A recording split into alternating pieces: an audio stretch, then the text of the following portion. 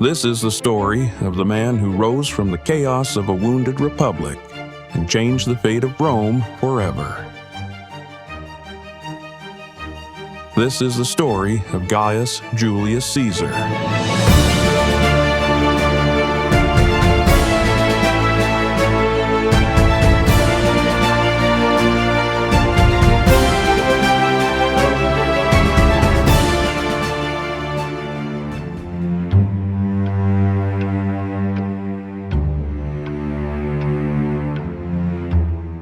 Born in 100 BCE into the ancient Julian clan, Caesar inherited an old patrician name, proud traditions, and a powerful sense of ancestry.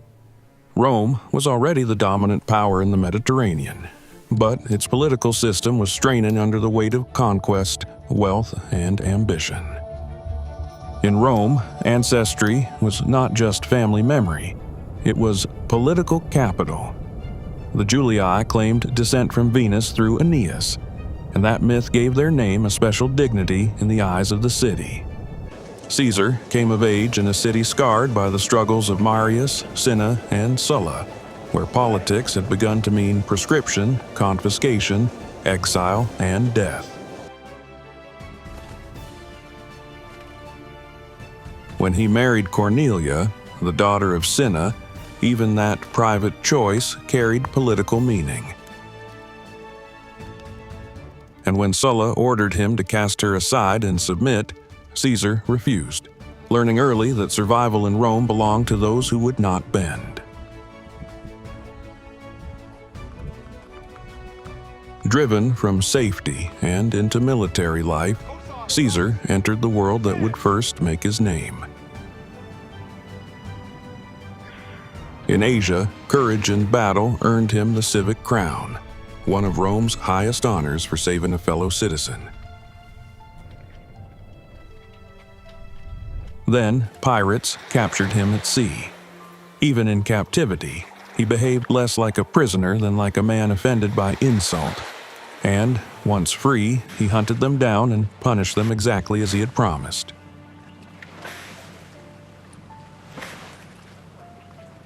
Back in Rome, Caesar forged another weapon in the courts, his voice. But eloquence alone did not build a Roman career. Power demanded debt, patrons, public visibility, and relentless ambition. Crassus, the richest man in Rome, became one of the men who helped finance Caesar's rise. Caesar, in turn, learned how to turn popularity, spectacle, and public generosity into political momentum. In 63 BCE, Caesar became Pontifex Maximus, chief priest of Rome, a role that gave him enormous public prestige as well as religious authority. Soon, he joined Pompey and Crassus in a private alliance later known as the First Triumvirate. It was not an official office, but an informal pact of three powerful men. Pompey brought military glory, Crassus brought immense wealth, and Caesar brought ambition, popularity, and strategic intelligence. Together, they could outmaneuver much of the Senate, and Caesar used that alliance to secure the consulship and then a major provincial command.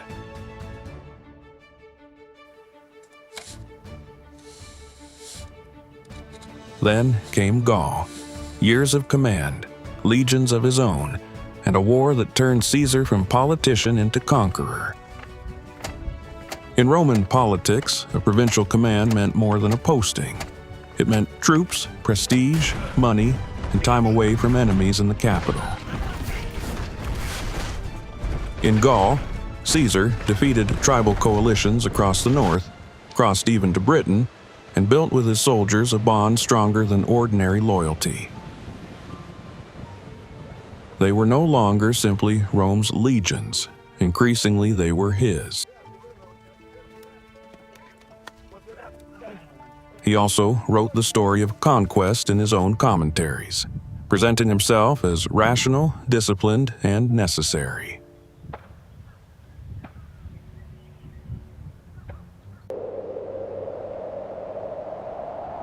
At Alesia, Vercingetorix fell and organized resistance in Gaul was broken. The victory made Caesar unmatched in prestige, but it also revealed the true scale of his power. He now possessed both the glory of a conqueror and the army of one.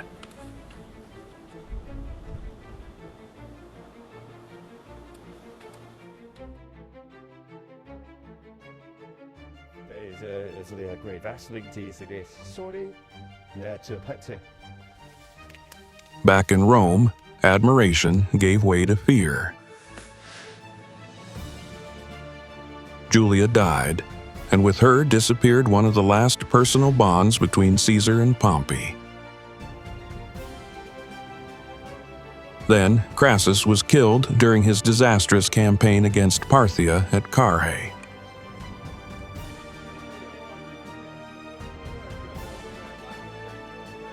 With Crassus gone, the balance collapsed. Pompey moved toward the senatorial elite, and Caesar was ordered to surrender his command and return to Rome without the protection of his army.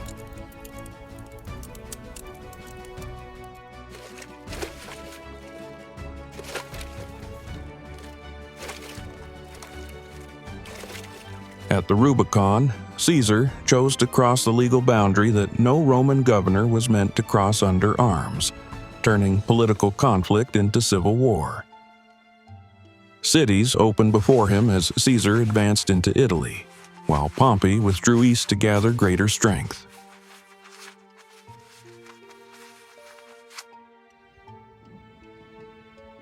At Pharsalus, Caesar's smaller, veteran army defeated a larger Roman force, proving once again that experience and discipline could outweigh numbers.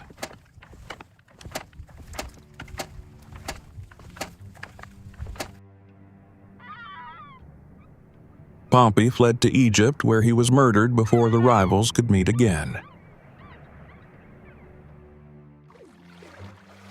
Caesar received victory in its most brutal form, the severed head of the man who had once been his ally and son-in-law. In Egypt, Caesar intervened in a dynastic struggle and backed Cleopatra, binding himself to one of history's most famous queens in an alliance that was political, strategic, and personal.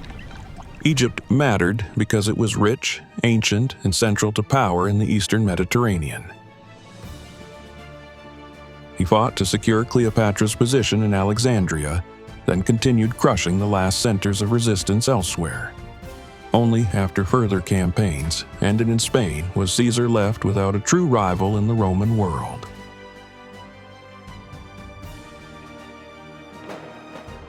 He returned to Rome in triumph, and honors gathered around him until more and more of the Republic passed through one man. Caesar now governed not simply as a magistrate among others, but as the central force in Roman politics. When his image appeared on coinage while he was still alive, many Romans saw not just prestige, but the look of monarchy. In 44 BCE, Caesar was named Dictator Perpetuo, dictator in perpetuity, a title that deepened the fear that monarchy had already returned in everything but name. At the Lupercalia, Mark Antony publicly offered Caesar a diadem. The diadem was not a Roman civic wreath, but a royal headband associated with Hellenistic kingship, and in Roman eyes it carried the dangerous suggestion of a king. Caesar refused it, likely because accepting it openly would have confirmed every fear in the city. But the refusal solved nothing. If anything, it made the whole question of kingship impossible to ignore. So the conspiracy formed in whispers and lamplight, carried by men who said they were defending liberty. Brutus gave the plot its special moral weight, because he had received Caesar's favor and still chose to stand against him. On the Ides of March, Rome awoke as usual, unaware that by noon it would belong to history. Despite warnings and Calpurnia's pleas, Caesar chose to go. At the theater of Pompey, senators closed around him under the familiar cover of petition and ceremony.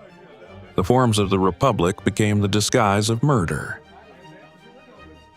Then the daggers came out, and Julius Caesar fell beneath the blows of the men who claimed they were saving the Republic.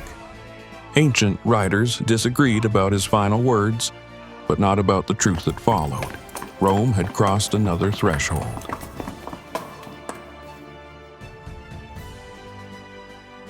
At Caesar's funeral, grief became fury, and the struggle between Antony, Octavian, and Caesar's assassins plunged Rome into another cycle of civil war. The second triumvirate rose, this time not as a private pact like the first, but as a formal regime of extraordinary power. Brutus and Cassius were defeated, Augustus emerged, and Caesar's adopted heir turned Roman supremacy into permanent one-man rule. Caesar had not created the empire alone, but he had made its birth imaginable and perhaps unavoidable.